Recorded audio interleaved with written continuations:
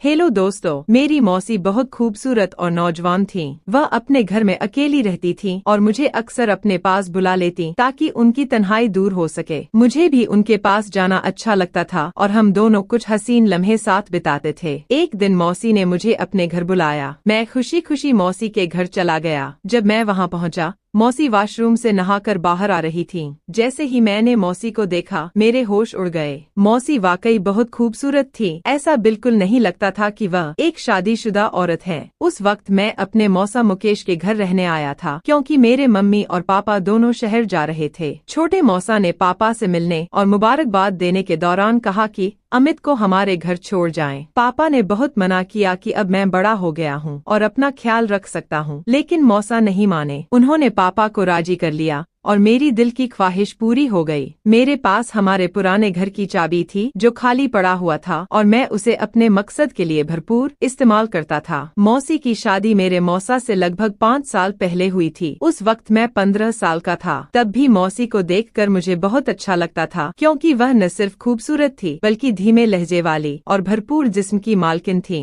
मौसा और मौसी की जोड़ी मिसाल थी। शादी के बाद मौसी का बदन और भी दिलकश हो गया था। खूबसूरत तो वह पहले से ही थी, लेकिन अब उनका हर हिस्सा अपनी तरफ खींचता हुआ महसूस होता था। उस दिन मौसी घर की सफाई कर रही थी और मैं टीवी देख रहा था। मौसी ने मुझसे पूछा, अमित बेटा, आजकल कॉलेज नहीं जाना क्या? मैंने दिल ही दिल में मौसी को बेटा बुलाने पर बुरा मानते हुए कहा, नहीं मौसी, सेमेस्टर खत्म हो गया है, इसलिए 1.5 महीने की छुट्टियां हैं। मौसी ने सर हिलाया और झुककर मेज पर कपड़ा मारने लगी। मुझे समझ नहीं आ रहा था कि क्या करूं और क्या ना करूं। 2 दिन गुजर चुके थे। मुझे मौसी के घर आए हुए अभी कुछ ही दिन हुए थे। रात के खाने पर मौसा ने मौसी और मुझसे कहा कि उन्हें 20 दिन के लिए शहर जाना है। अगर उन्हें ज्यादा दिनों के लिए जाना होता तो वह मौसी को भी साथ ले जाते, मगर इस बार मैं मौसी के घर पर था, इसलिए उन्होंने अकेले जाना उचित समझा। मैंने मौसी की आदतों और दिनचर्या का अच्छी तरह से अवलोकन किया। मैंने देखा कि मौसी चाय का बहुत अधिक सेवन करती हैं और वह चाय हमेशा खुले दूध की बनाती हैं, जबकि मुझे डब्बे के दूध की चाय पीने की आदत है। अगले दिन मैं गेम खेल रहा था और हेडफोन लगाए हुए था। मुझे पता नहीं था कि मौसी मेरे साथ आकर बैठ गई थी और मुझे खेलते हुए देख रही थी। हम दोस्त आपस में मजाक कर रहे थे और मैं कुछ बकवास बातें कह रहा था जो काफी बेहुदा थीं। मौसी हैरान और परेशान होकर मेरी बातें सुन रही थीं। उन्होंने मुझे आवाज देकर अपनी मौजूदगी का एहसास दिलाने की कोशिश की, पर म्यूजिक की वजह से मुझे कुछ सुनाई नहीं दे रहा था। मौसी मेरी बेहुदा बातें काफी देर तक सुनती रहीं और फिर उठकर अपने कमरे में चली गईं। शाम को जब मैं दोस्तों से मिलने बाहर जाने लगा तो मौसी को बताने के लिए उनके कमरे की तरफ गया। उस समय मेरे दिमाग में कुछ खास नहीं था। फिर मैं वापस आकर बेड पर लेट गया। थोड़ी देर बाद मैंने कहा कि मुझे चाय पीनी है, क्या वह बना देंगी? मौसी मुस्कुराकर बोली, क्यों नहीं मेरे बच्चे, बस 2 मिनट में फ्रेश हो जाऊं, फिर बना देती हूँ, और बाथरूम की तरफ बढ़ गईं। मैं गैलरी में जाकर बैठ गया और सामने लॉन और फूलों को देखने लगा। एक फूल मुझे बहुत पसंद आया। मैंने उसे करीब से जाकर देखा और फिर तोड़ लिया। मौसी मुझे आवाज दे रही थी। मैंने जवाब दिया, बाहर हूँ। तो वह हाथ में चाय पकड़े बाहर आई, जिसमें 2 कप चाय थे। उन्होंने एक कप मुझे पकड़ाया और दूसरा खुद उठाकर मेज पर रख दिया। मैंने वह फूल जो मैंने पकड़ा हुआ था मौसी की तरफ बढ़ा दिया। मौसी ने मुस्कुराकर फूल मेरे हाथ से ले लिया और कहा, शुक्रिया मेरे बच्चे, मेरे सारे अरमानों पर पानी फिर गया था। मैंने मौसी की तरफ देखा और पूछा, मौसी, आप बोर नहीं होती सारा दिन घर में रहकर? मैं तो बोर हो गया हूँ, कहीं बाहर घूमने चलें। मौसी ने जवाब दिया, नहीं अमित, मैं तुम्हारे मौसा के साथ हर जगह जाती हूँ, लेकिन उनके बिना कहीं नहीं जाती। मैं खामोश होकर चाय पीने लगा। रात के खाने के बाद मैंने एक मूवी लगाई और बैठकर देखने लगा। मौसी भी मेरे पास आकर बैठ गई और मूवी देखने लगी। जब मौसी ने देखा कि मूवी में वही बकवास हो रही है जो मैं दोपहर को गेम खेलते वक्त कर रहा था, तो उन्होंने कहा, अच्छा जी, सारी गालियां और बकवास तुमने यहाँ से सीखी हैं। यह तो बहुत गंदी बात है, तुम बहुत बेहुदा जुबान इस्तेमाल करते हो। शर्म से मेरे पसीने छूट गए। मौसी ने फिर कहा, मैं तुम्हारी माँ से बात करूंगी कि वह तुम पर नजर रखें। तुम हाथ से निकलते जा रहे हो। मैंने नजर उठाकर देखा और कहा, गलती हो गई, माफ कर दें। पर क्या करूं, सब लड़के इसी तरह की बकवास करते हैं। मुझे भी जवाब जब देना होता है तो ऐसी बातें मुंह से निकलती हैं। मौसी हंस पड़ी और बोली, डरो नहीं, किसी को कुछ नहीं कहूंगी। मुझे पता है कि तुम लड़के किस तरह की बातें करते हो। अच्छा यार, कोई और मूवी लगाओ। यह क्या लगाया हुआ है? तब जाकर मेरी सांस में सांस आई और मैंने खाला से पूछा,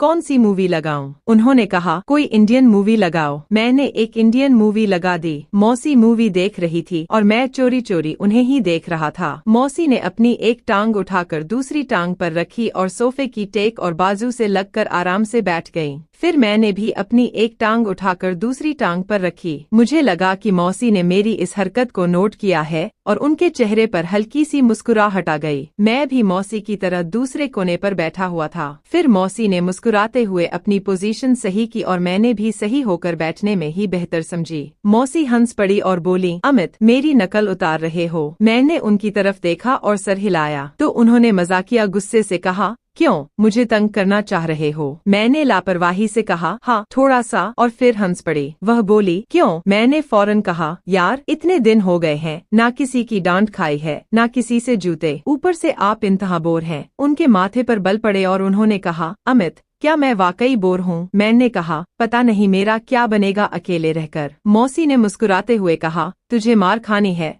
तो मैं लगा देती हूँ। वह मुझे कोई मासूम सा शरारती बच्चा समझ रही थी और यह बात मेरे फायदे में थी। इसी तरह की फजूल बातें करते करते खाला मुझसे काफी फ्री हो गईं। रात के 11 बजे मौसी के मोबाइल पर मौसा का फोन आ गया। वह उठकर अपने कमरे की तरफ चल पड़ी।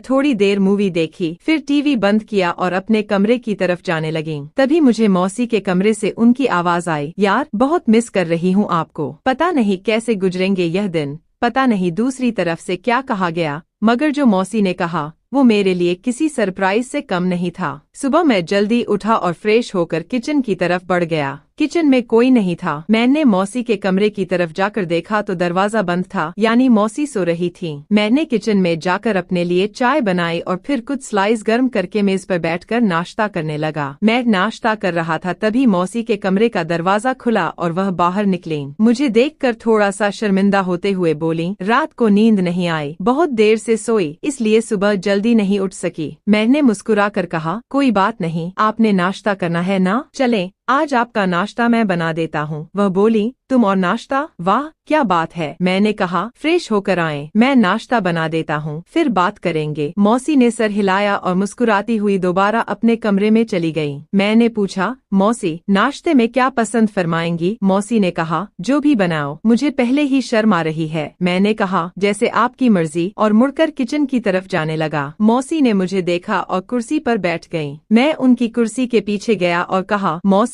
आपका नाश्ता, और चाय उनके सामने रख दी। मौसी मेरी तरफ देखकर मुस्कुरा रही थी। उन्होंने मेरे सर पर हाथ फेरा और मेरे बालों को खराब कर दिया। फिर कहा, वाह बहुत अक्लमंद हो, क्या तुम भी आजकल के लड़कों की तरह बेपरवाह होगे? मैंने मौसी का हाथ पकड़ लिया जो मेरे सर पर था और कहा, यार मेरा स्टाइल खराब कर दिया। मौसी ने मेरे गाल पर हल्का सा थप्पड़ मारा और कहा, कुछ खराब नहीं हुआ, आराम से बैठो और नाश्ता करो। मौसी ने नाश्ता किया और फिर कहा, अमित बहुत शुक्रिया, चलो पक्की दोस्ती करते हैं। आज बहुत दिनों बाद मैं इस तरह हंसी हूँ और इतना अच्छा नाश्ता किया है, शुक्रिया। मैंने मुंह बनाकर कहा, तो क्या हुआ, मैं आपका दोस्त नहीं हूँ। मौसी ने मेरे गाल पर चुटकी काटी और कहा, दोस्त हो पर कच्चे वाले, आज पक्की वाली दोस्ती कर लो। मैंने अपने गाल मसलते हुए कहा, यार एक तो ये बहुत गंदी आदत होती है आप आंटियों की, गाल ही लाल कर देती हैं। मौसी बनकर हंसने लगी और दोनों हाथों को मेरे कानों की तरफ बढ़ाया तो मैंने दौड़ लगा दी। मौसी हंसते हुए मेरे पीछे दौड़ पड़ी और कहा, रुक, लगाती हूँ तुझे। मौसी रुक गई और मैं अपनी कमर पर हाथ रखकर सांस लेते हुए कहा, ठीक है। फिर वह सामने पड़ी कुर्सी पर बैठ गई। मैं उनके पास गया और कहा, क्या हुआ मौसी? वह एकदम खड़ी हो गई और मेरे दोनों कानों पर चुटकी काट ली और हंसने लगी। मैंने रोने वाली शक्ल बनाते हुए कहा, कोई प्यार की उम्मीद नहीं आपसे, आप तो बहुत बेरहम हो। मौसी ने हंसते हुए मुझे देखा और जहाँ मुझे चुटकी काटी थी वहाँ प्यार से सहलाते हुए कहा, यार सॉरी। मौसी मुझसे अलग हुई और कहा, अच्छा मैं चेंज करके आती हूँ। फिर वो सामान लाना है, वो ले आते हैं मार्केट से। मैंने कहा, ओके मैं भी चेंज कर लूं, शायद कोई लड़की पसंद कर ले और मेरी भी मौज हो जाए। मौसी मुस्कुराते हुए एक थप्पड़ मेरी कमर पर मारा और कहा, बाज आ जाओ अमित। मैंने हैरानी से कहा, किस चीज से? बोली, अपनी तूफानी हरकतों से। मैंने कहा, यार जिंदगी में थोड़ा रंग भी होना चाहिए, वरना तो सारी उम्र आप मुझे किसी काम का नहीं छोड़ेंगी। मौसी को पहले मेरी बात की समझ नहीं लगी, मगर जब लगी तो अपने पाँव से जूती उतारते हुए कहने लगी, शर्म कर। मैं हंसता हुआ अपने कमरे में घुस गया। थोड़ी देर बाद मैं कमरे से बाहर आया और सोफे पर बैठकर टीवी देखने लगा। थोड़ी ही देर में मौसी भी बाहर आ गई। जब वह बाहर निकली तो मेरी सांसें थम सी गईं। सफेद कमीज और जीन्स में मौसी को देखकर मैंने कहा, क्या इरादा है मैडम जी का? मौसी ने पहले अपने आप को देखा और फिर मुझे हैरानी से देखते हुए कहा, क्यों, क्या हुआ? मैंने दिल पर हाथ रखते हुए कहा, मैडम, बाहर किसी को नहीं, आप किसी की मनकुवा हैं। खाला मुस्कुराते हुए बोली, क्या बकवास कर रहे हो? जब उन्होंने मुझे चलने के लिए कहा तो मैंने मौसी की तरफ इशारा करते हुए कहा, माना कि आपके दीवाने शहर में 1000 होंगे, पर इतनी सुबह दुकान कौन खोलेगा? मौसी को अपनी गलती का एहसास हो गया और बोली, ठीक कह रहे हो। मैंने कहा, मैडम, जब आप बाहर निकलती होंगी तो लोग आपको ही देखते होंगे, ना अपना काम कौन देखता होगा? मौसी मुस्कुराते हुए बोली, अमित, यार शर्म कर, मैं तेरी मौसी हूँ। मैंने भी सिर झुकाकर कहा,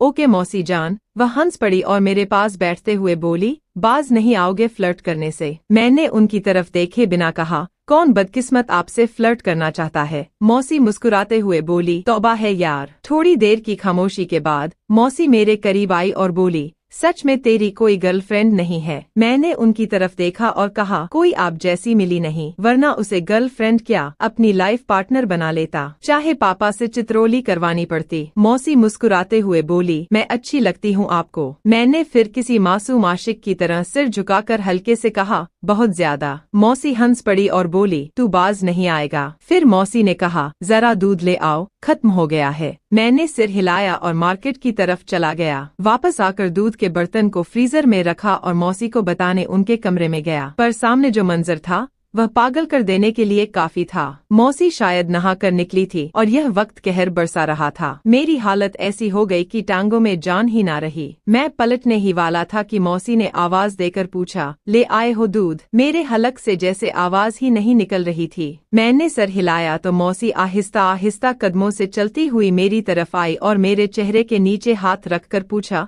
क्या हुआ? मैंने चेहरा ऊपर उठाया और उनकी आंखों में देखते हुए कहा, कुछ नहीं।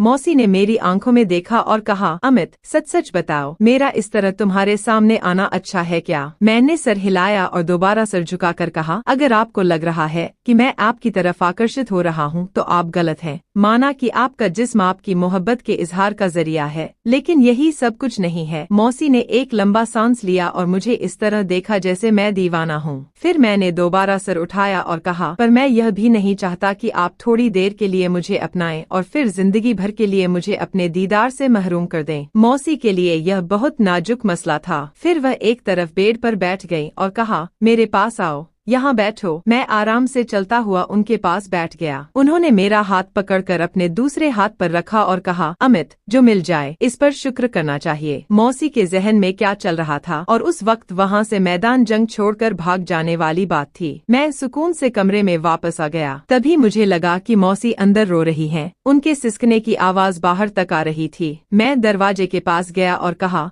आप ठीक हैं? अंदर से कोई जवाब नहीं आया, बस सिसकने की आवाज बंद हो गई। मैंने फिर पूछा, मौसी, क्या बात है, क्यों रो रही हैं आप? अंदर से आवाज आई, अमित, मैं थोड़ी देर के लिए अकेली रहना चाहती हूँ, प्लीज अपने रूम में चले जाओ। मैंने कहा, ओके, आप ठीक हैं ना? तो मौसी ने कहा, हाँ, मैं ठीक हूँ। मुझे कुछ समझ नहीं आ रहा था कि आगे क्या करना है। मैं जल्दी से वापस आ गया। कुछ देर बाद मौसी भी फ्रेश होकर बाहर आई और मुझसे माफी मांगने लगी। उस दिन के बाद से मैंने मौसी का बहुत ज्यादा ख्याल रखना शुरू कर दिया, क्योंकि वह बहुत ज्यादा तन्हाई का शिकार हो गई थी। मैंने मौसा को भी फोन करके वापस घर बुला लिया। मौसी क्योंकि जवान और हसीन औरत थी, इसलिए वह अपनी तन्हाई को मिटाने के लिए बहुत ज्यादा तरस गई थी। लेकिन शुक्र है कि हमारे बीच किसी भी तरह का गलत ताल्लुक नहीं बना। कुछ दिन मैंने और मौसी के घर में गुजारे। फिर मेरे मम्मी पापा घर वापस आ गए और मैं अपने घर लौट आया। हमेशा ध्यान रखें कि घर में किसी को अकेला छोड़कर न जाएं, चाहे वह आपकी बहन हो या बीवी, क्योंकि शैतान कभी भी इंसान को बहका सकता है और इसके कारण इंसान बड़ी गलती कर सकता है। मर्दों को चाहिए कि वह अपनी बहन या बीवी को घर में किसी नामहरम के साथ अकेला न छोड़े।